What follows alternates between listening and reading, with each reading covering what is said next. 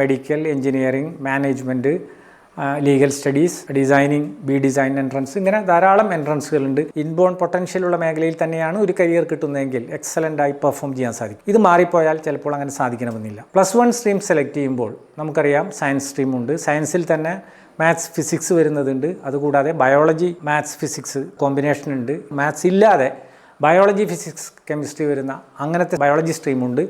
ഇതുകൂടാതെ commerce സ്ട്രീമുണ്ട്, humanities ഉണ്ട്. ഇതിൽ തന്നെ പല ഡിഫറെൻറ്റ് കോമ്പിനേഷനിൽ വരുന്ന സ്ട്രീമുകളുണ്ട്. എല്ലാവർക്കും ഡിഗ്രി, PG, PhD വരെ പോകാനൊന്നും സാധിക്കണമെന്നില്ല. ഇനി +2 എൻട്രൻസ് കിട്ടിയവരെ സംബന്ധിച്ചിടത്തോളം ആ മേഖലയിൽ പ്രൊഫഷണലായി പോകാവുന്നതാണ്. ഹായ് ഫ്രണ്ട്സ്, എല്ലാവർക്കും പുതിയ വീഡിയോയിലേക്ക് സ്വാഗതം. നേരത്തെ പല വീഡിയോയിലും ഇൻ്റലിജൻസ് എന്താണ്, ആപ്റ്റിറ്റ്യൂഡ് എന്താണ്, MI ടെസ്റ്റ് എന്താണ്, ഇത്തരം കാര്യങ്ങൾ നമ്മൾ പ്രതിപാദിച്ചിരുന്നു. MI അസസ്മെൻറ്റ് എന്ന് പറയുന്നത് അല്ലെങ്കിൽ MI ടെസ്റ്റ് എന്ന് പറയുന്നത് പലതരത്തിലുള്ള 9ഓളം ബുദ്ധികളെ ഒരു വ്യക്തിയിൽ ഏറിയ തോതിലോ കുറഞ്ഞോ കൂടിയോ അളവിൽ ഉള്ള 9 ഇൻ്റലിജൻസുകൾ കണ്ടെത്താനുള്ള ആ ടെസ്റ്റിനെയാണ് MI അസസ്മെൻറ്റ് എന്ന് പറയുന്നത്. ഈ MI അസസ്മെൻറ്റ് നടത്തിക്കഴിഞ്ഞാൽ എന്തെല്ലാം പ്രയോജനങ്ങളാണുള്ളത് എന്ന കാര്യമാണ് ഈ വീഡിയോയിൽ നാം വിശദീകരിക്കുന്നത്.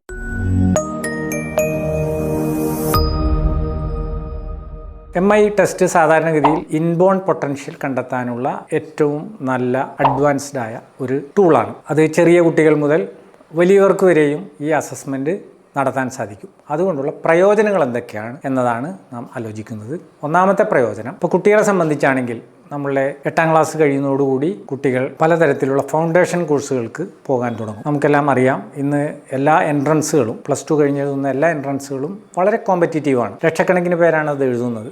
മെഡിസിൻ്റെ കാര്യത്തിലാണെങ്കിൽ കഴിഞ്ഞ വർഷം 21 ലക്ഷത്തിലേറെ പേരാണ് മെഡിക്കൽ എൻട്രൻസ് എഴുതിയത്. ഇപ്പോൾ ഈ രൂപത്തിൽ വളരെ കോമ്പറ്റീറ്റീവ് ആയതുകൊണ്ട് medical, engineering, management, legal studies, designing, design entrance, ഇങ്ങനെ ധാരാളം എൻട്രൻസുകളുണ്ട്. ഈ എൻട്രൻസ് കോമ്പറ്റീറ്റീവ് ആയതുകൊണ്ട് തന്നെ ഒരു 8ാം ക്ലാസ് മുതൽ തന്നെ ഇതിൻ്റെ ഫൗണ്ടേഷൻ കോഴ്സ് ഇപ്പോൾ ആരംഭിക്കുന്നു. ചിലത് സ്കൂളിൽ തന്നെ ആരംഭിക്കുന്നുണ്ട്, ചിലത് ചില എൻട്രൻസ് കോച്ചിങ് സെൻറ്ററുകളാണ് നടത്തുന്നത്. അപ്പോൾ ഇത്തരം ഫൗണ്ടേഷൻ കോഴ്സുകൾ ആരംഭിക്കുമ്പോൾ പലതരത്തിലുള്ള എൻട്രൻസുകൾക്കുള്ള ഫൗണ്ടേഷൻ കോഴ്സിൽ ഒരു കുട്ടിക്ക്, ഇപ്പോൾ ഒരു പാരൻസിനെ സംബന്ധിച്ചാണെങ്കിൽ എൻ്റെ കുട്ടിക്ക് ഇത്രയും ഫൗണ്ടേഷൻ കോഴ്സുകളിൽ ഏറ്റവും സ്യൂട്ടബിൾ ആയത് ഏതാണ് എന്ന് കണ്ടെത്തേണ്ട ആവശ്യമുണ്ട്. അത് കണ്ടെത്തണമെങ്കിൽ MI അസസ്മെൻറ്റ് ചെയ്തു കഴിഞ്ഞാൽ ഈ കുട്ടിക്ക് ഏറ്റവും സ്യൂട്ടബിൾ ആകാൻ സാധ്യതയുള്ള ഫൗണ്ടേഷൻ കോഴ്സ് ഏതാണെന്നുള്ളത് കണ്ടെത്താൻ സാധിക്കും. ഇതാണ് ആദ്യം വരുന്ന ഒരു നീഡ് എന്ന് പറയുന്നത്, ഒരു ആവശ്യം. കുട്ടികളെ സംബന്ധിച്ച്, പാരൻസിനെ സംബന്ധിച്ച് അവരുടെ ഒരു ആദ്യത്തെ നീഡ്. കാരണം 1ാം ക്ലാസ്സിൽ ചേർത്ത് കഴിഞ്ഞാൽ 10ാം ക്ലാസ് വരെ പിന്നെ സ്ട്രീം സെലക്ഷൻ ഒന്നും വരുന്നില്ല. എന്നാൽ 8ാം ക്ലാസ് മുതൽ ഏത് ഫൗണ്ടേഷൻ കോഴ്സിന് ജോയിൻ ചെയ്യണം എന്ന കാര്യം അറിയേണ്ടതുണ്ട്. അതിന് ഇത് ഉപകാരപ്പെടുന്നു. രണ്ടാമതായി വരുന്നത് +1 സ്ട്രീം സെലക്ട് ചെയ്യലാണ്. +1 സ്ട്രീം സെലക്ട് ചെയ്യുമ്പോൾ നമുക്കറിയാം സയൻസ് സ്ട്രീമുണ്ട്. സയൻസിൽ തന്നെ മാത്സ്, ഫിസിക്സ് വരുന്നതുണ്ട്. അതുകൂടാതെ ബയോളജി, മാത്സ്, ഫിസിക്സ് കോമ്പിനേഷൻ ഉണ്ട്. മാത്സ് ഇല്ലാതെ ബയോളജി, ഫിസിക്സ്, കെമിസ്ട്രി വരുന്ന അങ്ങനത്തെ ബയോളജി സ്ട്രീമുണ്ട്. ഇതുകൂടാതെ കൊമേഴ്സ് സ്ട്രീമുണ്ട്, ഹ്യൂമാനിറ്റീസ് ഉണ്ട്. ഇതിൽ തന്നെ പല ഡിഫറെൻറ്റ് കോമ്പിനേഷനിൽ വരുന്ന സ്ട്രീമുകളുണ്ട്. അപ്പോൾ ഇതിൽ എൻ്റെ കുട്ടിക്ക് ഏറ്റവും സ്യൂട്ടബിളായ +1 സ്ട്രീം ഏതാണ് എന്ന് പാരൻസിനും കുട്ടികൾക്കും അറിയേണ്ടതുണ്ട്. 10th കഴിയുന്നതോടുകൂടി ഇതറിയണം, അല്ലെങ്കിൽ 9th അറിയണം. അപ്പോൾ ആ സ്ട്രീം സെലക്ഷന് ഈ MI അസസ്മെൻറ്റ് നടത്തി കഴിഞ്ഞാൽ കമ്പാരിറ്റീവ്ലി ഈ കുട്ടിക്ക് ഏറ്റവും സ്യൂട്ടബിളായ സ്ട്രീം ഏതാണ് എന്ന് കണ്ടെത്താൻ സാധിക്കും. ഇത് കഴിഞ്ഞാൽ വരുന്നത് എൻട്രൻസ് പരീക്ഷയാണ്. എൻട്രൻസ് ചിലർ എഴുതുന്നുണ്ടാവും, ചിലർ എഴുതുന്നുണ്ടാവില്ല. എഴുതാത്തവരെ സംബന്ധിച്ചിടത്തോളം അടുത്ത ഡിഗ്രി കോഴ്സ് ഏറ്റവും നല്ലത്, ഏറ്റവും സ്യൂട്ടബിളായത് ഏതാണെന്ന് കണ്ടെത്തണം. ധാരാളം ഡിഗ്രി കോഴ്സുകളുണ്ട്. +1 സ്ട്രീം പോലെയല്ല, അനേകം ഡിഗ്രി കോഴ്സുകളുണ്ട്. അപ്പോൾ അതിൽ നിന്ന് ഏതാണ് ഏറ്റവും സ്യൂട്ടബിൾ എന്ന് കണ്ടെത്തുക. ഇനി +2 എൻട്രൻസ് കിട്ടിയവരെ സംബന്ധിച്ചിടത്തോളം ആ മേഖലയിൽ പ്രൊഫഷണലായി പോകാവുന്നതാണ്. കിട്ടാത്തവരെ സംബന്ധിച്ചിടത്തോളം ഇപ്പോൾ എല്ലാവർക്കും കിട്ടണമെന്നില്ല. കാരണം എത്ര സീറ്റുണ്ടോ അത്രയും ടോപ്പ് സ്കോർ ചെയ്യുന്നവർക്ക് മാത്രമേ അത് കിട്ടുകയുള്ളൂ. അവരെ സംബന്ധിച്ചിടത്തോളം അഥവാ എൻട്രൻസ് കിട്ടിയില്ലെങ്കിൽ ഡിഗ്രിക്ക് ഏതിനാണ് പോകേണ്ടത് എന്ന കാര്യം മനസ്സിലാക്കേണ്ടതുണ്ട്. അതിനും ഈ MI അസസ്മെൻറ്റ് ഉപകാരപ്പെടുന്നു. അതുപോലെ PG ഏതാണ് എന്ന് സെലക്ട് ചെയ്യാൻ ഇത് ഉപകാരപ്പെടുന്നു.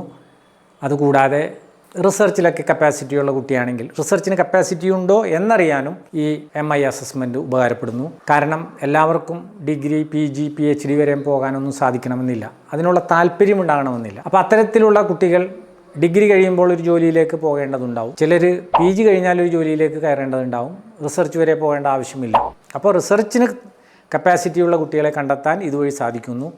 ഒപ്പം തന്നെ അവർക്ക് ഏറ്റവും സ്യൂട്ടബിളായ ഗവേഷണ മേഖലകൾ കണ്ടെത്താൻ ഈ MI അസസ്മെൻറ്റ് വഴി സാധിക്കുന്നു. ഇതോടൊപ്പം തന്നെ ചില കുട്ടികൾക്ക് ഷോർട്ട് ടൈം കോഴ്സുകളിലൂടെ എത്രയും വേഗം ഒരു ജോലിയിൽ കയറേണ്ട അങ്ങനെയുള്ള നേച്ചറുള്ള കുട്ടികളുണ്ടാവും. ദീർഘകാലമൊന്നും പഠിച്ചു പോകാൻ അവർക്ക് സാധിക്കില്ല. ഒരു ഡിപ്ലോമ കോഴ്സ് എടുത്തുകൊണ്ട് പ്ലസ് 2 കഴിഞ്ഞാലോ അല്ലെങ്കിൽ 10th കഴിഞ്ഞാൽ ഒരു ഡിപ്ലോമ കോഴ്സ് എടുത്തുകൊണ്ട് എന്തെങ്കിലും ഒരു ജോലിയിൽ കയറുക. പ്രത്യേകിച്ചും സ്കിൽ ബേസ്ഡ് ആയ ജോലി. സ്കിൽ ബേസ്ഡ് എന്ന് പറയുമ്പോൾ അക്കാഡമിക് ആയിട്ടുള്ള പഠനമല്ല, കുറഞ്ഞ ആളുകൾ കൊണ്ട് ഏതെങ്കിലും ഒരു പർട്ടിക്കുലർ ജോലിയിൽ ആ ജോലിക്ക് വേണ്ട സ്കിൽ സെറ്റ് നേടിയെടുക്കുകയും അങ്ങനെ ആ ജോലിയിൽ കയറുകയും ചെയ്യുക. അങ്ങനെ ലൈഫിൽ സെറ്റിൽ ചെയ്യുക. എന്നാൽ ചിലർ അക്കാഡമിക്കായിട്ട് ധാരാളം പഠിച്ചു പോകാൻ പറ്റുന്നവരായിരിക്കും, അവർക്ക് അങ്ങനെ പോകുക. അപ്പോൾ ഇത്തരത്തിൽ അക്കാഡമിക്കായി ധാരാളം പഠിച്ചു പോകാൻ പറ്റുന്ന കുട്ടികളാരാണ്? അവരെ എന്തിലൊക്കെയാണ് പോകേണ്ടത്. എന്നാൽ അങ്ങനെ പറ്റാത്ത കുട്ടികളാരാണ്? അവർ ലൈഫിൽ ഏർലി സെറ്റിൽമെൻറ്റ്, നേരത്തെ തന്നെ അവരെ ഒരു ജോബിൽ കരിയറിൽ സെറ്റിൽ ചെയ്യേണ്ടതുണ്ട്. അവരാരാണ്?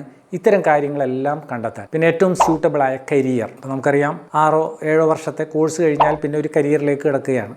അപ്പോൾ ഏറ്റവും ഇഷ്ടപ്പെട്ട ഒരു കരിയറാണ്, ഏറ്റവും നന്നായി പെർഫോം ചെയ്യാൻ പറ്റുന്നൊരു കരിയറാണ്, സ്ട്രെങ്ത്തുള്ള ഇൻബോൺ പൊട്ടൻഷ്യലുള്ള മേഖലയിൽ തന്നെയാണ് ഒരു കരിയർ കിട്ടുന്നതെങ്കിൽ എക്സലൻ്റായി പെർഫോം ചെയ്യാൻ സാധിക്കും. ഇത് മാറിപ്പോയാൽ ചിലപ്പോൾ അങ്ങനെ സാധിക്കണമെന്നില്ല.